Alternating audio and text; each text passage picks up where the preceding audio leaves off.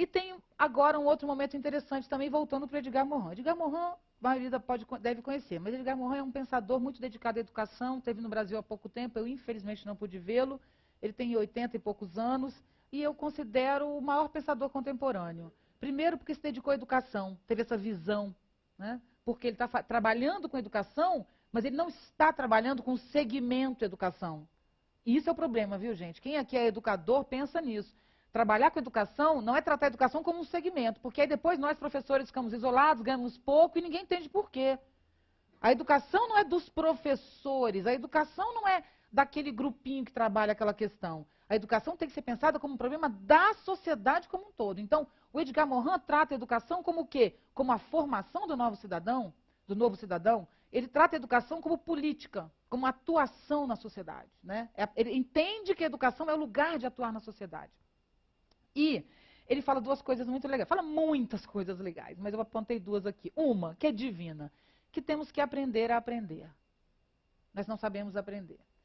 Mas mais do que aprender a aprender, nós temos que inverter uma lógica, que é, o que faz a escola? A escola ensina, né? E o aluno aprende. E ele diz, não, a escola tem que aprender. O professor tem que aprender. E a escola não pode mais ensinar. Então, a palavra ensinar, ela pode sair do nosso vocabulário, por várias razões. O professor não é aquele que ensina mais. O professor é aquele que estimula a aprendizagem. Primeiro, porque ninguém ensina o que o outro, de algum modo, não perceba, intua, seja estimulado. Porque ele pode decorar, mas aprender, a gente só aprende o que nos toca, afetivamente, humanamente, o que nos move. Então, ninguém ensina o que o outro já não esteja, de algum modo, pronto para saber, ou queira saber, ou tenha interesse em saber. Segundo, é que quando o professor ensina, ele é o centro da questão, né? Então, ele tem um poder hierárquico que atrapalha a relação de conhecimento, que é o abismo entre professor e aluno. E o terceiro ponto, que é bom para nós professores, que é o seguinte: com as mudanças tecnológicas, os conhecimentos mudam todos os dias. Um professor não tem condição de saber mais que o aluno o tempo inteiro em todas as séries. Não tem. O aluno sabe mais que o professor desde um aluno de 6 anos. Isso eu já ouvi de vários professores nas minhas palestras. Eu estava falando sobre... entrou na sala um bicho, não sei qual bicho. E aí a professora, muito contemporânea, uma ótima professora, falou, vamos conversar sobre o bichinho que entrou. É o certo, trazer para a aula o que está acontecendo. Só que quando ela entrou, ela não sabia direito que era o bicho, mas o menino já deu a dica do bicho. Isso é uma libélula, e começou a falar do bicho. Mas era uma criança de 6 anos, entende? E ela falou, eu fiquei arrasada. Eu falei, não fique. Você é um educador. A gente tem que parar de ser professor e ser educador. Educador, ele não tem que saber o conteúdo, mesmo porque uma criança no Discovery, nesses canais, aprendem coisas que eu não sei. Meu filho sabe coisas que eu não sei, porque ele aprende.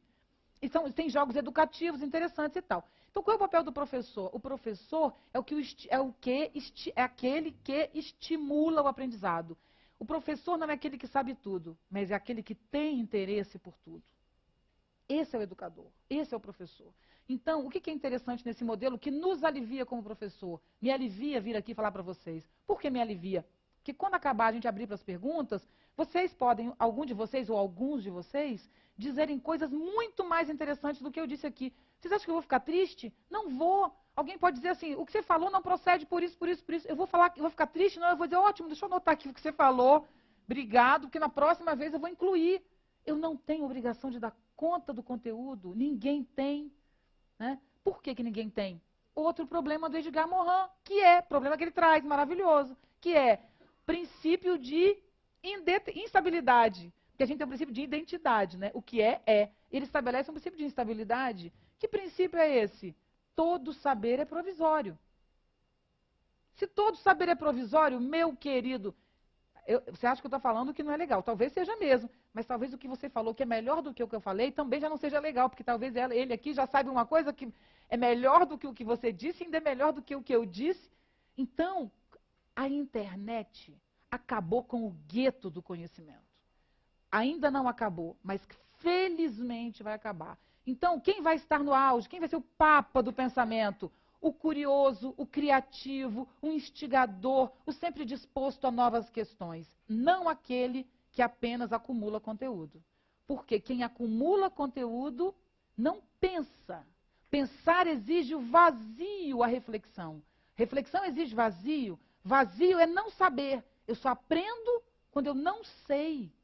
Porque se eu sei, eu não aprendo, eu estou cheia. Então, como é que eu vou aprender se eu estou o tempo inteiro acumulando conteúdo, acumulando conteúdo? E tem ainda uma brincadeirinha que eu adoro fazer, sempre faço, que é o pendrive. Qual é a brincadeira do pendrive? É que o pendrive substituiu o antigo crânio. Crânio mesmo, não era crânio o nome? Esse cara é um crânio, né? Gente, crânio é um osso, é a cabeça, pelo que eu sei, até onde eu sei. Crânio é essa ossatura da cabeça. Então, por que a gente falava crânio? Por causa do acúmulo de conhecimentos na memória. Como essa pessoa sabe? Ela acumula tudo na memória, ela sabe a página do livro, ela sabe o nome de todos os filósofos. Então, esse é o crânio. Só que um crânio hoje, maior que seja, superdotado, incrível, maravilhoso, não chega aos pés de um pendrive. Essa é a vingança da tecnologia. Isso é de uma alegria, é uma libertação inacreditável. E aí o nosso crânio, nosso cérebro, nosso corpo, nossa percepção, hoje está livre. Ela não precisa mais se dedicar à memória. Se ela não precisa se dedicar à memória, metade do conteúdo escolar administrado hoje pode ir para o lixo. Duvido que alguém duvide. A maioria das coisas que você aprendeu na escola não te serviu absolutamente para nada.